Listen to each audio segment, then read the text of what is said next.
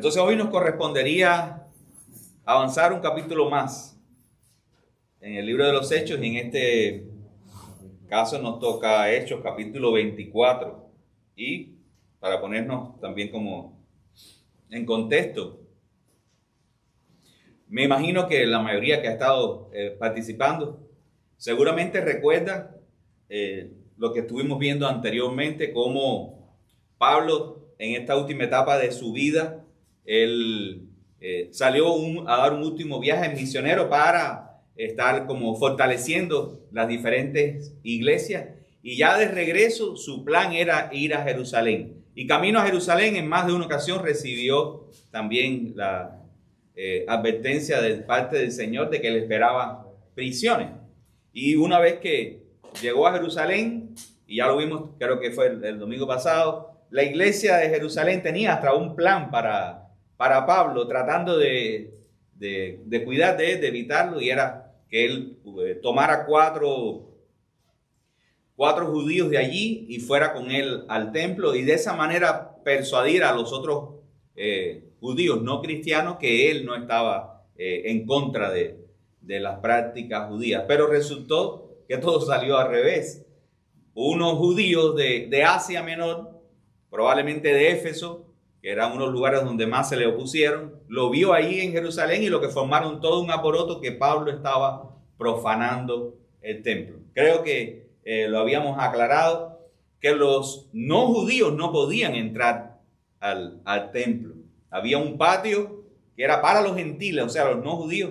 Había otro patio para las mujeres, y estaba prohibido bajo pena de muerte entrar siquiera al patio interior donde se hacían los sacrificios. No podían ni siquiera entrar ahí. Y ellos interpretaron que Pablo había profanado el templo porque había entrado con él a unos no judíos, cuando eso no era cierto. Ustedes seguramente recordarán cómo se formó tal alboroto que por poco linchan a Pablo. O sea, la intención era matarlo, porque era algo que para ellos era como de lo peor que se podía hacer. Y fue tal el alboroto que toda la ciudad se trastornó, y vino el comandante de la guardia romana que estaba a cargo de cuidar ahí Jerusalén y Judea, y dice que lo sacaron los soldados alzados. Si ustedes recuerdan también, los judíos hicieron toda una trama hasta para hacer una trampa de que pidiéndolo sacarlo para interrogarlo, pero detrás de eso lo que había era toda una encerrona para en el camino asaltar a los que trajeran a Pablo y matarlo. O sea, realmente Pablo estaba en peligro de muerte, pero Dios estaba obrando en medio de todo eso. Y lo último que vimos fue que el comandante, creo que se llamaba Lisias, viendo que la situación con Pablo se le iba de las manos, él no era el máximo responsable político, sino él era un comandante militar. ¿Qué hizo él? Lo sacó de noche escondido con suficientes soldados para Cesarea, que era donde estaba el gobernador, que era el equivalente al rey. En el caso de Israel, después de ellos haber sido gobernados por los diferentes imperios, no volvieron a tener rey desde la época del cautiverio.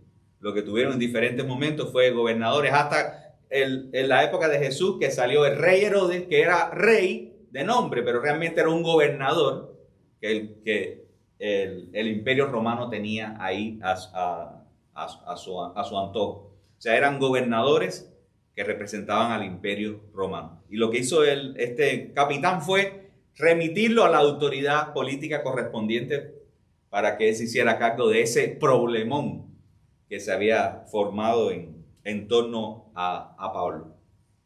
Y ahí es donde nos vamos a enfocar ahora. Pablo frente a Félix, que es el gobernador, y vamos a ver cómo Dios está usando todo este problema, toda esta situación, para completar algo que faltaba en el llamado y el propósito que Dios tenía con Pablo. Hay un versículo que pasamos por encima de él hace muchas semanas atrás, y no sé si se acuerdan de él, y es Hechos 9:15. Cuando Pablo es alcanzado por Cristo y él está en Damasco, ciego. Dios se le aparece a Ananías. Y dentro de las cosas que Dios le dice a Ananías, le dice esto. Y Pablo mismo después lo está testificando ahí en Hechos 9. Dice, y el Señor le dijo, le estaba diciendo a Ananías acerca de Pablo. Dice, Él es mi instrumento escogido para llevar mi nombre en presencia de gentiles, de reyes y de los israelitas, de los hijos de Israel. Ahora, fíjense el orden en que Dios le trazó a Pablo su llamado. Los no judíos, los gentiles, reyes y entonces el pueblo de Israel.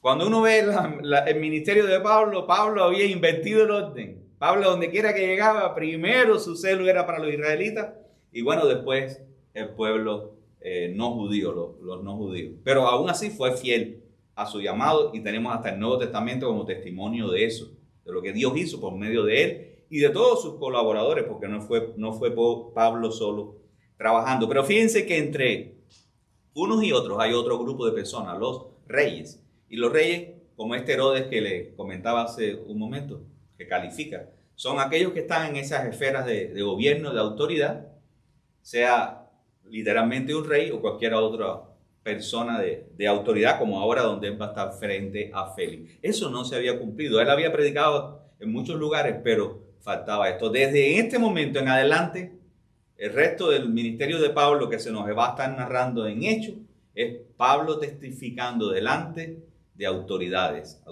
judías, como lo vimos la vez pasada, y ahora también que también van a venir aquí esas autoridades judías, pero también las autoridades romanas.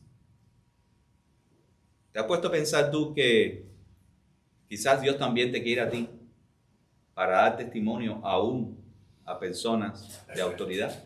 Porque regularmente cuando nosotros pensamos en las autoridades, no sé cómo será en tu país. En mi país uno rechaza a la autoridad, porque son autoridades arbitrarias, tiránicas, dictatoriales, y uno asocia autoridad con algo malo. Cristo murió por salvar aún a personas de las autoridades. Esas personas necesitan a Dios. Déjeme decirle un poquito más. Es estratégico que el evangelio llegue a las personas de autoridad. Por el simple hecho de que esas personas no solamente están tomando decisiones por ellos, están tomando decisiones por muchos. Entonces, donde quiera que el evangelio llegue a las esferas de autoridad, va a ser algo que va a obrar para bien de tu vida también si eres parte de eso. Y eso uno lo puede ver, por ejemplo, cuando usted va al libro de Jeremías. Jeremías le escribió una carta a los cautivos. Se lo recomiendo de tarea. Creo que está en Jeremías por allá como 30 o 33. Y Jeremías le escribió a los judíos allá, porque imagínense los judíos viviendo en un país pagano por primera vez en su historia, después de varios siglos, disfrutando todas las promesas de Dios cumplidas en ellos. Y Jeremías le dice, oren por esa ciudad, porque en la paz de ellos tendrán ustedes también paz. Ese no era el corazón de los judíos para con los no judíos. No, estos impíos, que Dios los juzgue y que Dios los destruya y nosotros sacamos libres. En la época que llegó Jesús era parecido, esperaban un Mesías que los liberara de los romanos. Pero usted ve las cartas de Pablo, como puede leer en Romanos, y en más de un lugar, donde se nos exhorta a nosotros los cristianos a orar, a interceder por las autoridades y también testificarles. No sé si hay alguno de ustedes que conoce a alguna persona de autoridad. Ore por esa persona de autoridad. Pídale al Señor también alguna oportunidad para darle testimonio. En primer lugar, porque esa persona necesita la salvación como cualquier otro ser humano. Pero también porque esa persona eventualmente en los planes de Dios puede ser un gran instrumento para hacer avanzar los propósitos de Dios bajo todas sus áreas de influencia. Ore por el gobernante de esta nación. Ore por los que están tomando las decisiones. Ore por los líderes de este estado. Ore por ellos. Ore por ellos. Y si tiene la oportunidad de testificarles, también hágalo. Y eso era parte del plan de Dios para Pablo. Dios quería usar a Pablo. Y miren, cuando uno ve la vida de Pablo, y hemos hablado en más de una ocasión algunos elementos de ¿por qué Pablo, Dios lo saca de predicarle a los judíos para predicarle a los no judíos? Cuando él era la persona mejor preparada para haberle hablado al pueblo judío. Si alguien conocía todos los elementos de la fe, de la herencia, de todas las cosas para el pueblo de Israel, era Pablo. Sin embargo, Dios lo llamó. Y yo nunca he encontrado un sentido a eso. Pero es para que Dios se glorifique, simplemente. Dios puso a Pedro, que era casi un analfabeto, a predicarle a los escribas y a los sacerdotes, a toda esta gente. Y entonces puso a Pablo a predicarle a los no judíos. Pero en este elemento, en esta otra parte del llamado de Pablo, de los reyes, ahí sí tiene un gran sentido. Porque era una de las mejores mentes de la época. Una de las personas mejor preparadas. Y lo vamos a ver hoy mismo cuando estemos viendo cómo él se desenvuelve delante de esas personas. Era la persona ideal para proclamar el evangelio a las personas preparadas, a las personas de autoridad. Pero bueno, Dios usa a cualquiera. Así que no te sientas tampoco intimidado si no te sientes preparado para hablar de alguien de autoridad. Si Dios te da la oportunidad, Dios pondrá palabras también en tu boca.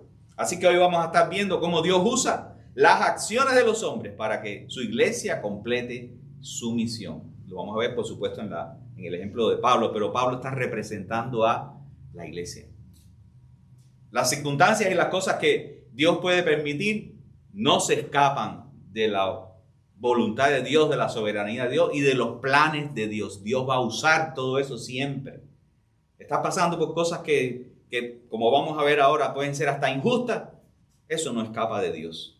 Dios sigue siendo soberano sobre eso y es más, Dios probablemente en todo eso quiera también glorificarse por medio de eso para hacer cumplir algo más de sus propósitos. Y en este caso vamos a ver, en Pablo, faltaba esto y Dios se aseguró de que se cumpliera.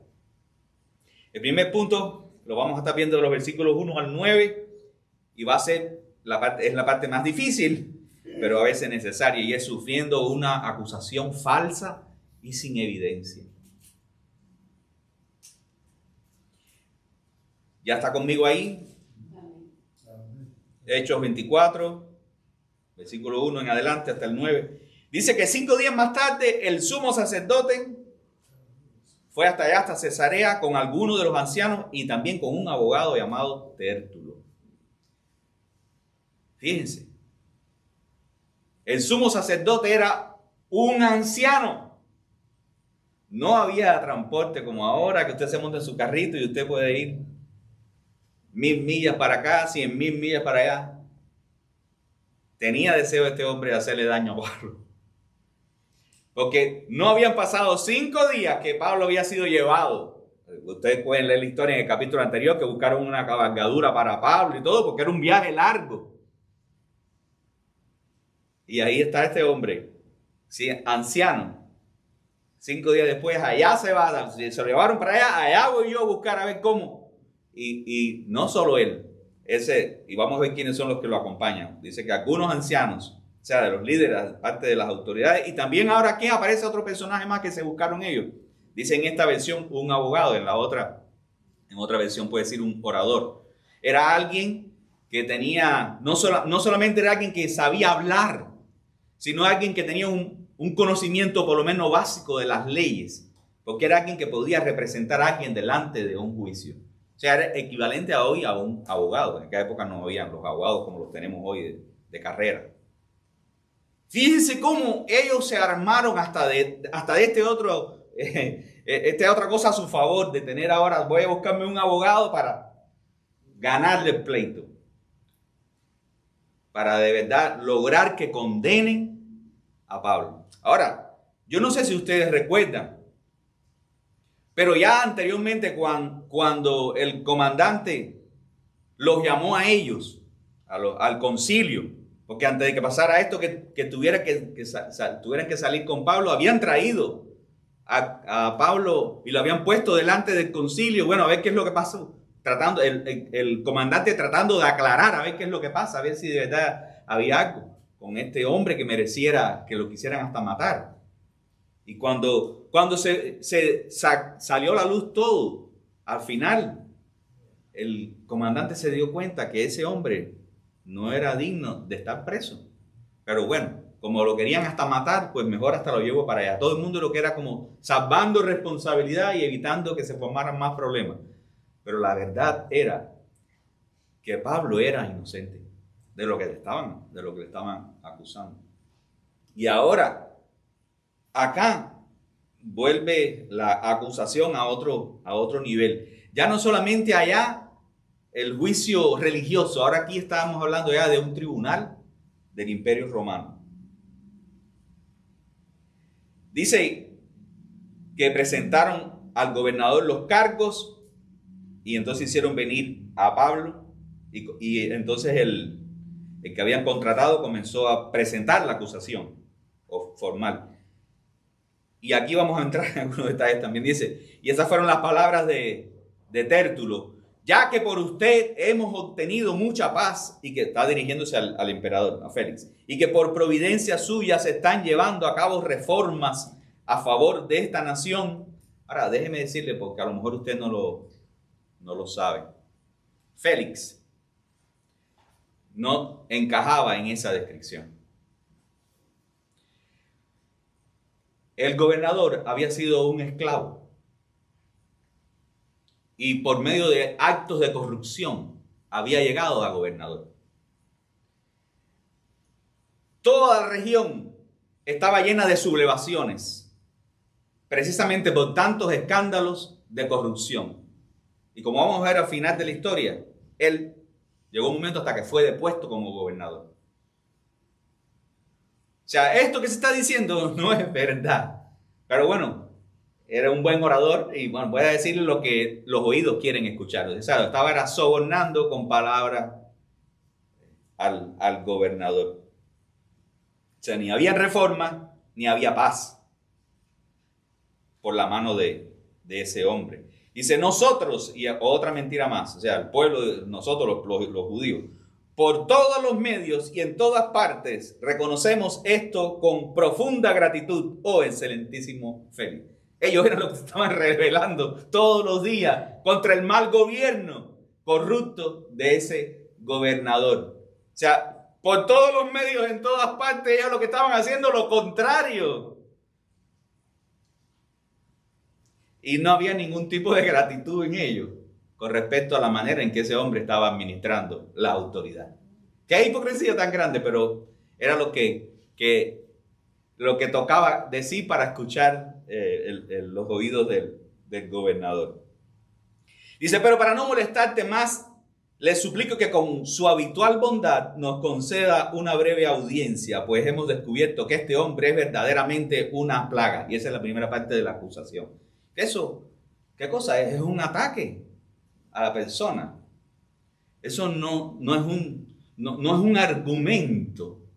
Es atacar la integridad de una persona. Dice que malvada presentación de un argumento contra alguien. No sé cuántas veces, Dios quiera que no, has caído en eso. Cuando tienes algo contra alguien, en vez de presentar los hechos, lo que digas es un juicio moral sobre la persona. Esta persona no sirve para nada. Presenta los argumentos. Pero no, lo que primero que hay es un ataque a la persona de Pablo. Este verdaderamente es una plaga. Y provoca disensiones entre los judíos por todo el mundo. Y ahora déjeme decirle, esta parte sí era verdad.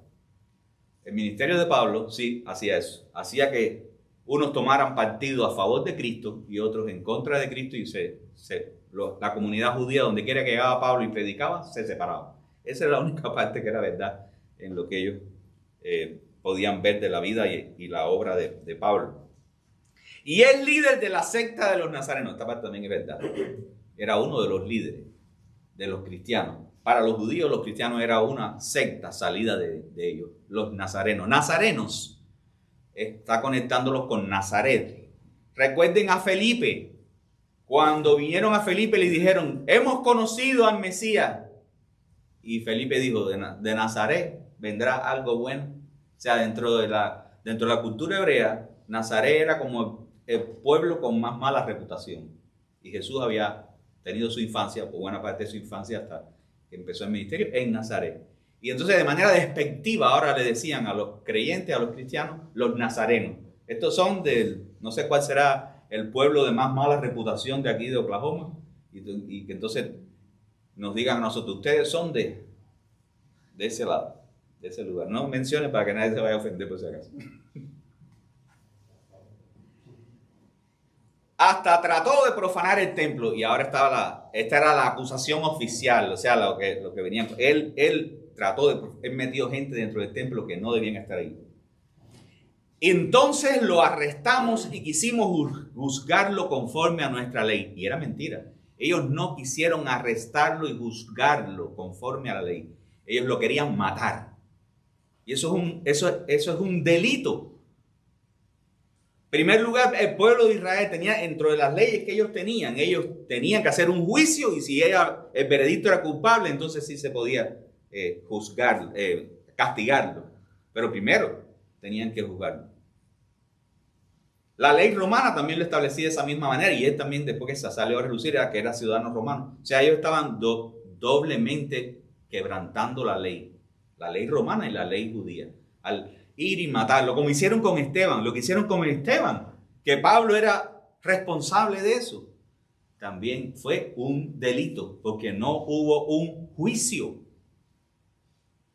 Es una turba que se toma la justicia en su propia mano. Todavía hoy en día, en cualquier lugar donde se hace eso, constituye un delito. Lo que pasa es que hay sociedades, como por ejemplo los pueblos musulmanes, a veces fundamentalistas, donde se hace y todo el mundo tranquilo, lo ve como algo normal. Pero eso es contra la ley.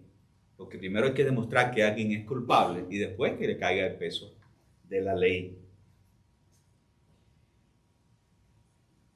Dice, pero interviniendo el comandante Lisias con gran violencia lo quitó de nuestras manos. Y es lo que hizo, lo que lo rescató, porque lo estaban, dice ahí literalmente la palabra, que lo estaban a punto de despedazar. Mandando a sus acusadores que vinieran a usted. Si usted mismo lo interroga sobre todo lo que he dicho, cada cosa es que interrogar. Eso, a veces uno piensa que lo que se imagina es la película de ahora, que te sientan en una mesita y se sienta otro delante de ti y te hace unas preguntitas como si fuera el examen escolar. Un interrogatorio en todas las épocas, incluyendo la época moderna, implica una presión y una coacción sobre el presunto criminal para forzarlo a que confiese, ¿o no? Entonces, cuando ellos están diciendo interrógalo, es como diciéndole, apriétalo un poquito, dale unos poquitos de golpe para que tú veas cómo vas a sacarle los hechos, la verdad. Podrás confirmar las cosas de que lo acusamos. Y los judíos, o sea, los ancianos que vienen, se unieron también a la acusación, asegurando que efectivamente así era. O sea, todos los otros ancianos que vinieron también, sí, así mismo es. Que cuando uno ve todo eso está ahí, uno dice, wow. Ahora, hay un texto que cabe aquí. Primera de Pedro 4:15 dice, que de ninguna manera sufra alguno o alguien de ustedes como asesino o ladrón o malhechor. Y añade otra cosa que a veces nos es más fácil caer en ella, o por entrometido.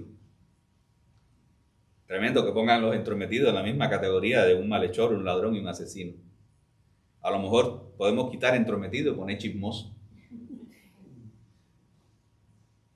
O calumniador. Porque todos los pecados, ¿sabe a dónde caen? En la misma categoría delante de Dios. En cuanto a los hombres, los podemos poner en diferentes categorías, pero delante de Dios nos colocan en la misma situación. Que de ninguna manera sufra alguien de ustedes como asesino o ladrón o malhechor o por entrometido. Y recuerde, puede poner otros ahí. Pero si alguien sufre como cristiano, que no se avergüence, sino que como tal, como cristiano, glorifique a Dios. Mis hermanos, todos vamos a sufrir injusticias.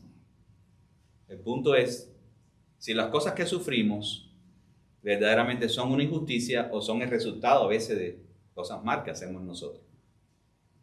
Es inevitable que nos equivoquemos. Cualquiera de nosotros a veces se puede llevar la roja. Pero cuando quebrantamos la ley, estamos expuestos a sufrir las consecuencias. Eso es común. Pero el Señor nos demanda a nosotros vivir en un estándar más alto que la sociedad donde vivimos. No importa si todo el mundo lo hace. Nosotros debemos tratar de representar bien a Cristo entre las personas. Que no suframos, mis hermanos, ninguno de nosotros, por otra cosa que no sea, por honrar a Cristo y representarlo bien. No sé si hay alguno entre nosotros que está involucrado en algo que no debe. Dios quiera que no. Pero es una advertencia. Porque incluso haciendo todas las cosas bien, como Pablo, podemos hasta sufrir injusticia.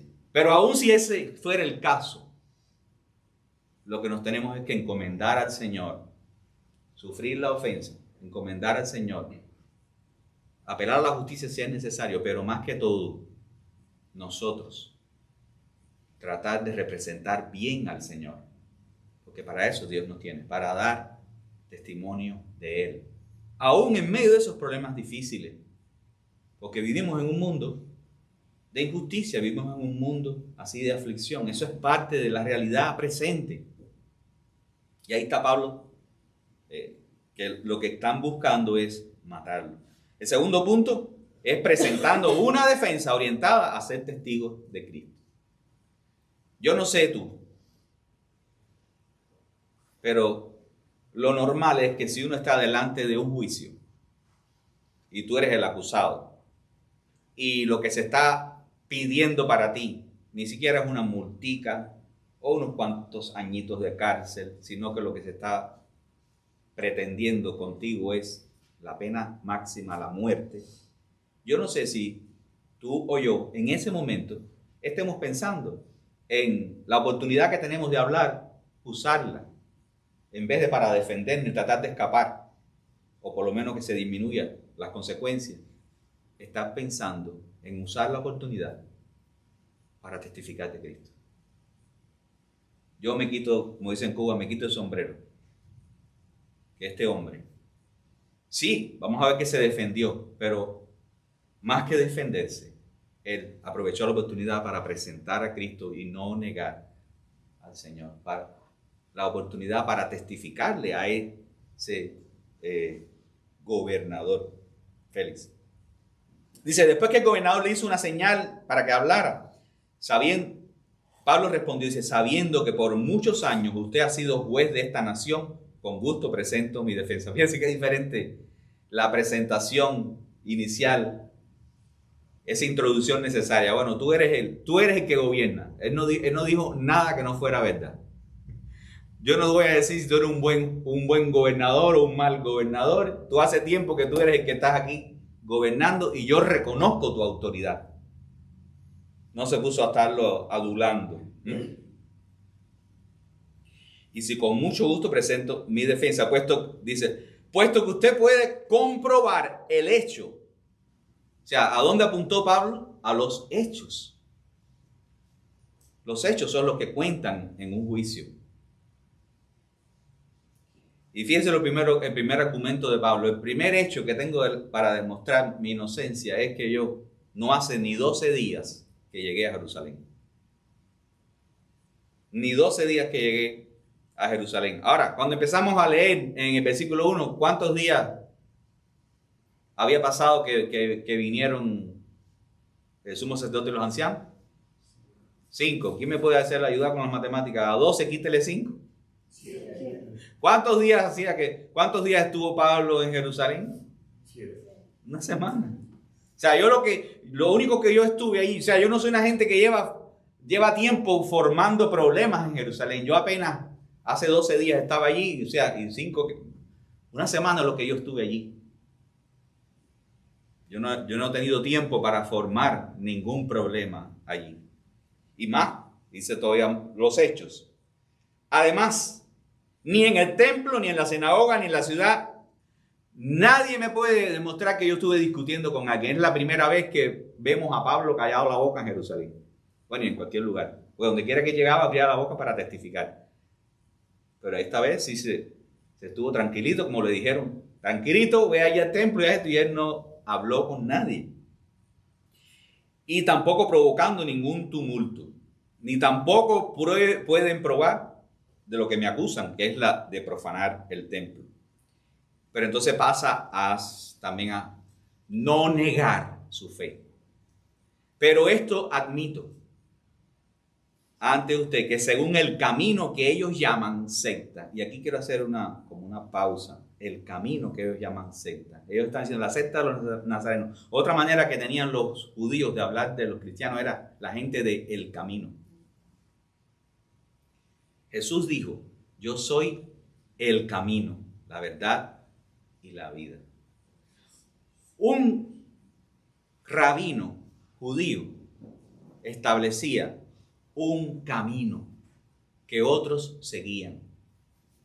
El pueblo de Israel, ya aún varios años antes que llegara Cristo, tenían esas personas que eran los rabinos, que eran gente entendida en la ley que instruían al pueblo. Eso no era de toda la vida, eso fue unos siglos antes nada más que llegaron a levantarse esas personas dentro del pueblo de Israel. Y cada uno de los rabinos tenía, por decirlo así, una escuela. Por ejemplo, Pablo fue criado a los pies de Gamaliel. Cada escuela tenía una reputación. El pueblo de Israel tenía la Torá, la ley, pero junto con la Torá tenía otros libros. Uno de ellos se llamaba el Talmud. ¿Qué cosa era el Talmud? Era una recopilación precisamente de las interpretaciones que estas personas eruditas hacían de cómo se debía aplicar y cómo se debía vivir la ley. Eran la autoridad para entender las escrituras y después para practicarlas. Cada una de esas personas era respetada. Por eso cuando Jesús llegó y Jesús se presentó también como un maestro, a ellos les chocaba, porque Jesús no había sido educado a los pies de ninguno de los rabinos de épocas anteriores. Y eso era algo que se transmitía. Este era el discípulo de este, y el otro el discípulo del otro, y el otro discípulo. Y llegó Cristo, y este de dónde es, y para cómo es de hasta de Nazaret. O sea, a ellos le decían el del camino, es ese que salió torcido y que ha arrastrado a otros también torcidos. Y Jesús mismo dijo de sí, yo soy el camino. Y nosotros sabemos que tiene ahora otra connotación. O sea, lo que para ellos era torcido, era el único camino al Padre. Y eso conecta con una palabra que Jesús dijo, no hablando en este sentido, pero era la misma idea. La piedra que desecharon los edificadores ha venido a ser cabeza del ángulo. Ese era el proverbio que se cumplió en el pueblo de Israel. Ustedes han despreciado a su Mesías, y ese Mesías era el que venía a reconciliar con Dios. Según el camino que ellos llaman secta. Pablo se está identificando con Jesús. Yo soy un seguidor de Cristo. Eso es ese camino. Sirvo al Dios de nuestros padres, creyendo todo conforme a la ley y a los escritos de los profetas. O sea, yo estoy sirviendo a Dios como ellos dicen que sirven, yo también estoy sirviendo a Dios como uno más de ellos, porque yo también soy un israelita. Pero fíjense la frase, creyendo todo. Y aquí hay otra cosa que se nos escapa si no nos paramos y nos detenemos. Quien había venido era el sumo sacerdote, y lo habíamos visto anteriormente, que el sumo sacerdote era saduceo. Se formó la discusión cuando vimos, si no puede leer el capítulo anterior, entre los saduceos y los fariseos. Y en el juicio anterior, cuando Pablo habló de la resurrección, los fariseos se pusieron del lado de él. Y dijeron, este hombre no tiene por qué acusarlo si se le apareció un ángel o un espíritu, pues. ¿Por qué? Porque los saduceos creían en la resurrección. El argumento de Pablo fue, por la resurrección que me están juzgando, yo porque creo en la resurrección, porque se me apareció alguien resucitado. O sea, ¿quiénes son estos que vinieron? El sumo sacerdote, que era cabecilla de los saduceos, además de que era el sumo sacerdote del pueblo de Israel, pero la mayoría de la familia sacerdotal eran precisamente los saduceos. Estos ancianos que han venido acompañando, muy probablemente la mayoría de ellos también eran los saduceos, que son los que se empecinaron en matar a Pablo, como también fueron los principales instigadores de la muerte de Jesús, porque eran los incrédulos, los que no creían en la palabra de Dios, a pesar de que ofrecían sacrificios a Dios todos los días. Qué horrenda posición delante de Dios.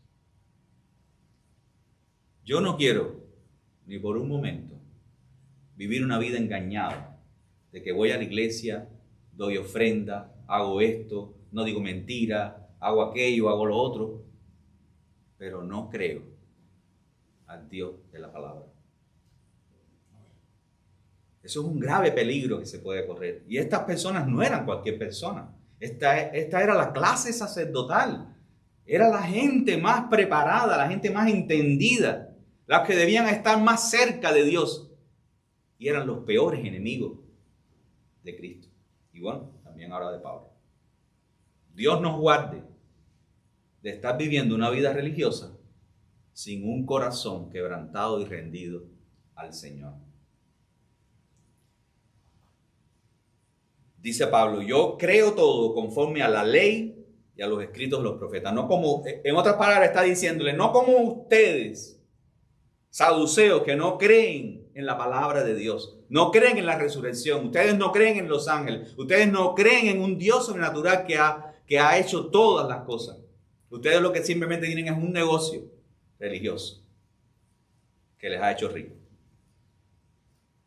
Y dice más, dice, teniendo la misma esperanza en Dios que estos también abrigan. Y ahora aquí hay una confrontación más para ellos, porque es algo que ellos no creen.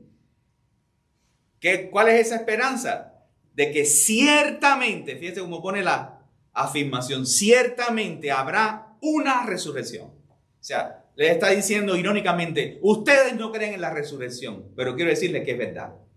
Hay una resurrección.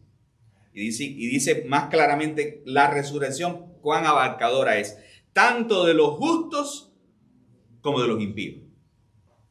O sea, todos vamos a resucitar. Uno para vida eterna y otro a condenación eterna. O sea, ustedes que no creen en la resurrección van a resucitar. Dios nos guarde. Y en esta vida tomemos los pasos necesarios para creer en Cristo, creer en su muerte y creer en su resurrección para ser introducidos en lo que la Biblia le llama la primera resurrección, la resurrección de los justos.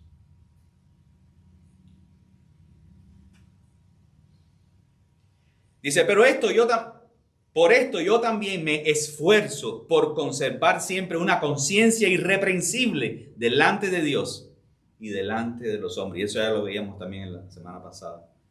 Porque yo sé que hay una resurrección. Yo sé quién he creído en alguien que resucitó y que se me apareció, que está vivo, que ahora es mi Señor. Por eso ahora yo vivo con una conciencia irreprensible. Yo no vivo malgastando la vida. Mi vida no me pertenece. Mi vida la vivo para Él. Quiero tener una conciencia irreprensible, no solo delante de Dios, sino también delante de otros. Mis hermanos, eso es una buena meta que todos debiéramos tener. Señor, ayúdame a vivir con una conciencia irreprensible, que no haya nada de qué avergonzarme delante de Dios y también delante de las personas, que pueda vivir de tal manera que glorifique a Dios. Y dice acá, y después da otros hechos más, dice, después de varios años, o sea, yo hace años que no he venido por aquí, por Jerusalén, después de varios años he venido para practicar la fe judía. He venido para traer limosnas a mi nación y presentar ofrendas. Él hizo las dos cosas. La limosna es esa ofrenda de ayuda que él venía a traer, que sí es verdad, la traía para los cristianos, pero eran los cristianos judíos, eran parte del pueblo judío. Él podía decirle a ellos, es a ustedes, a los judíos, que yo les traje ayuda. Y dio ofrenda porque él pagó hasta por las ofrendas de esos otros 4 que lo pusieron. Eso sí era un hecho que se podía demostrar, porque era algo que él había hecho. En esto estaba cuando me encontraron en el templo, y dice otra cosa más que él hizo, después de haberme purificado. A él le dijeron, 7 días te toca purificarte. Él hizo todas las cosas como estaban establecidas por la ley judía. Y ahí no estaban ni con multitud ni con alboroto. Dice, pero estaban allí ciertos judíos de Asia, que ellos son los que deberían haberse presentado aquí ante usted y acusarme, si tuvieran algo contra mí. Otra cosa quebrantada. Si hay un juicio, hay una acusación, tiene que estar presente el que acusa. como testigo principal. Y no estaban ahí esas personas. O sea, todo era una cosa mal hecha. Dice, o si no, entonces que estos, que son estos saduceos, esta gente incrédula, pero que tienen el poder religioso, que entonces estos mismos digan qué delito encontraron cuando yo comparecí hace 5 días, en el concilio. Dice, a no ser por esa sola declaración que hice en voz alta mientras estaba con ellos, por la resurrección de los muertos, es que soy juzgado ante ustedes. Qué confrontativo. Pero miren, mis hermanos, qué misericordia de Dios para esas personas rebeldes e incrédulas religiosas. Una y otra vez la misericordia de Dios, porque tenían otra nueva oportunidad escuchando de nuevo el Evangelio. Ya ellos no iban a escucharlo más, por lo menos de boca de Pablo, porque después Pablo más adelante va a ir a otro lugar. Pero tuvieron otra oportunidad más y tampoco la aprovecharon. Tampoco la aprovecharon. Por último, el último punto es soportando una injusticia para testificar de la justicia. Era una injusticia con los judíos, porque él no había quebrantado la ley judía. Era una injusticia con los romanos, porque los romanos, desde el capitán y Félix, y ahora vamos a ver todavía peor, sabían que era inocente. O sea, no, en el sentido de que no había una cosa como para acusarlo y dejarlo, condenarlo, dejarlo preso. Dice entonces Félix, que conocía con bastante exactitud acerca del camino, o sea, así que Félix, el gobernador, también conocía de los cristianos, conocía de la iglesia, conocía algo del evangelio. Y uno dice, bueno, si conocía algo de cristianos, y los cristianos de aquella época no son como los cristianos, algunos de esta época que no representan bien a Cristo, si él recibió un buen testimonio de los cristianos, muy probablemente, entonces lo que debía era haber hecho justicia. Pero resulta que, sabiendo él la diferencia entre los saduceos esos, que lo que estaban era robando dinero en su posición religiosa, y sabía la diferencia entre eso y los cristianos que hasta daban la vida por Cristo, ¿sabe qué dice aquí que hace Félix? Dice, dejó el fallo para después. O sea, vamos a hablar aquí. Y dice, cuando venga el comandante, decidiré el caso de ustedes. O sea, esto no lo vamos a resolver ahora, vamos a dejarlo para más adelante. Vamos a posponer una próxima audiencia. Pero ¿sabe? El comandante nunca vino. El comandante, los soldados son entrenados. ¿Para qué? Principalmente, ¿para qué es entrenado un soldado? Para obedecer órdenes. ¿Por qué el comandante no fue? Muy presumiblemente no fue. Porque no lo mandaron a buscar. Porque un comandante, aunque fuera un comandante, no puede desobedecer órdenes. Entonces, aquí lo que hay es una trampa de este hombre que dice, no, cuando va el comandante, de todas formas, no, y lo vamos a comprobar un poquito más abajo, no vamos a traer al comandante tampoco, aquí se me queda y ya lo vamos a ver por qué. Dice, y dio órdenes al centurión de que tuviera ahí a Pablo bajo custodia con alguna medida de libertad, y bueno, gracias a Dios que por lo menos hay algún alivio en medio de toda esta situación, alguna medida de libertad, y que no le impidiera a ninguno de sus amigos que lo sirvieran. Y de eso se convierte en una norma a partir de aquí en el resto de la vida de Pablo. Pablo goza de cierta libertad, es como una prisión domiciliaria en diferentes lugares, y los hermanos pueden seguir viniendo. Esta época de Pablo es la época donde Pablo escribe muchas de sus cartas y donde puede terminar de entrenar a muchos de sus colaboradores para el día en que él no esté. O sea, Dios sigue siendo Dios y se puede servir a Dios aún en cadena.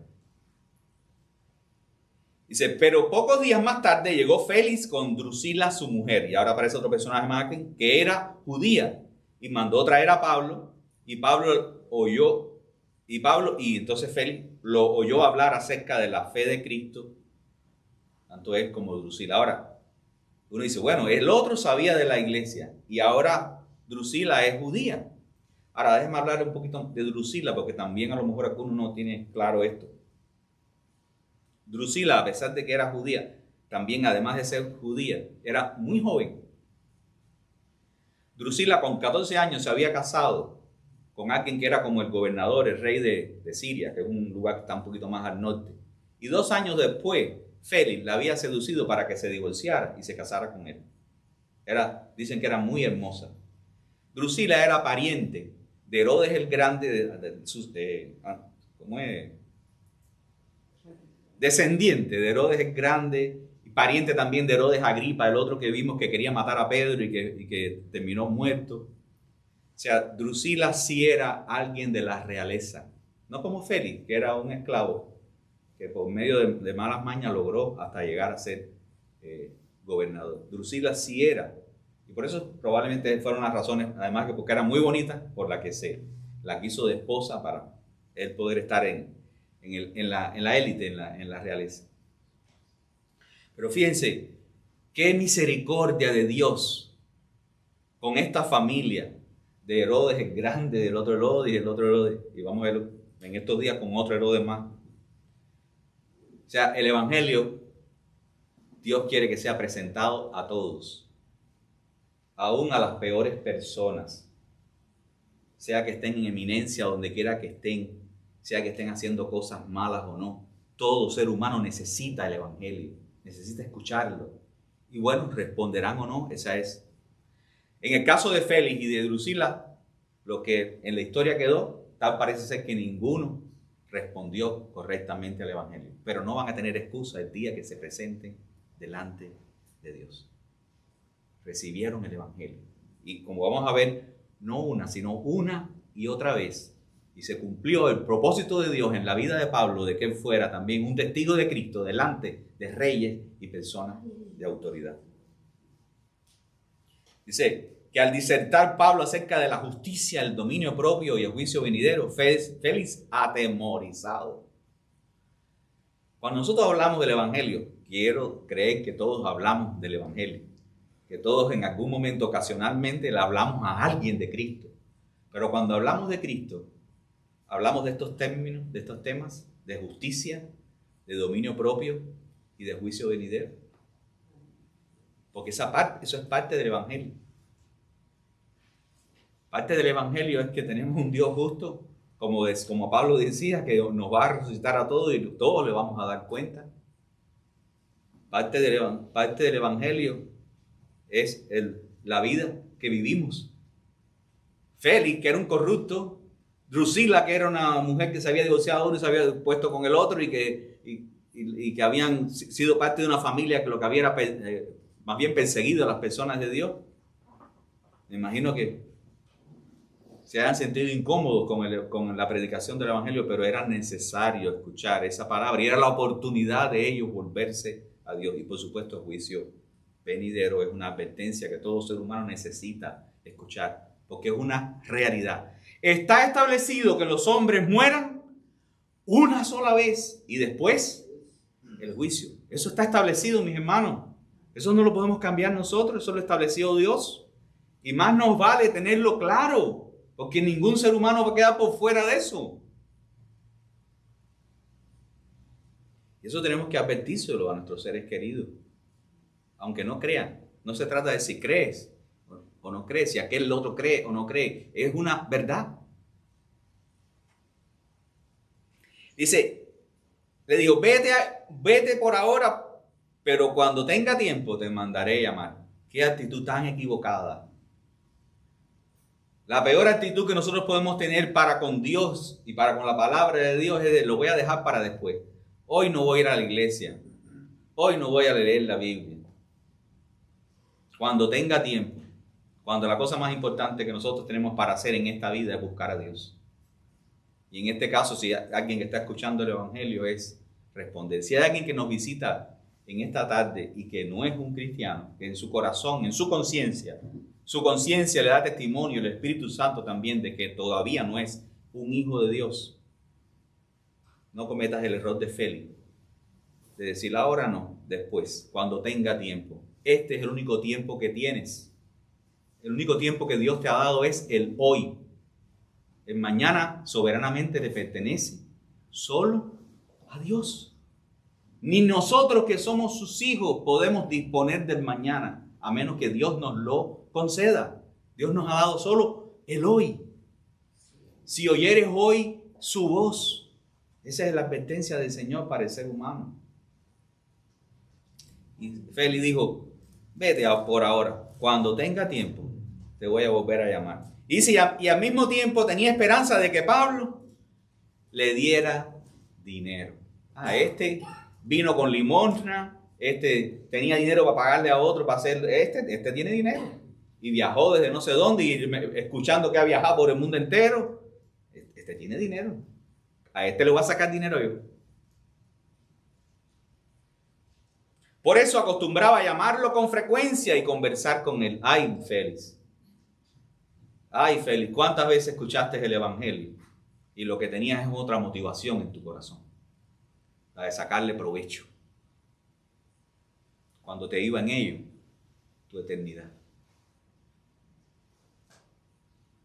Pero transcurridos 2 años, Dios tiene paciencia, pero hay un tiempo para todo. Porcio Festo llegó como sucesor de Félix, lo depusieron por mal gobernador.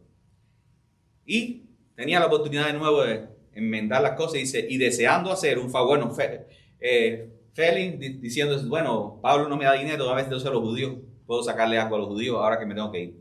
Y deseando hacer un favor a los judíos, Félix dejó preso a Pablo. Y termina este capítulo.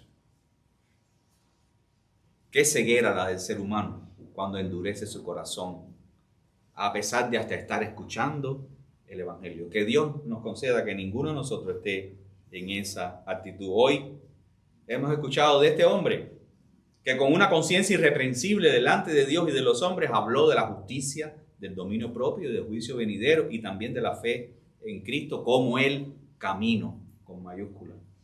Ese era Pablo. Pero bueno, aquel que está entre nosotros que no es cristiano, ¿cómo le va a responder? ¿Como Félix o como Pablo? Son como las opciones. Mi hermano, nosotros vamos a sufrir. En esta vida se sufre. Si te han dicho otra cosa en la iglesia o en otra iglesia te lo han dicho, te engañaron. En este mundo se sufre. Porque es un mundo caído. Lo que Dios más bien nos dice es que va a estar con nosotros en el sufrimiento y que evites sufrir por algo que hagas mal. Porque hay consecuencias para las cosas que hacemos mal. Y porque también, principalmente porque estamos representando a Cristo. Cuando un cristiano hace las cosas mal, no solamente sufre las consecuencias de él, sino que daña el testimonio de la iglesia y de Cristo.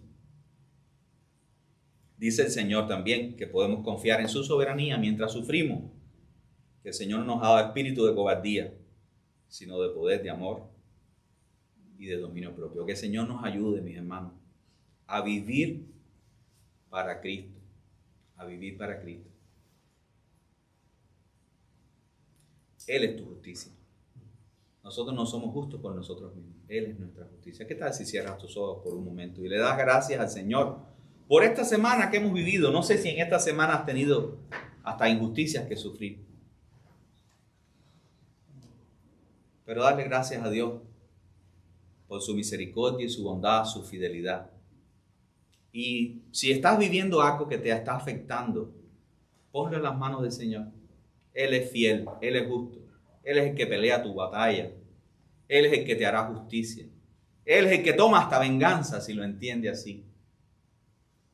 Pero entrégale eso al Señor. Y más que todo asegúrate en tu corazón de decirle, Señor, ayúdame yo a ser fiel, a hacer la parte que me corresponde. Gracias, Padre.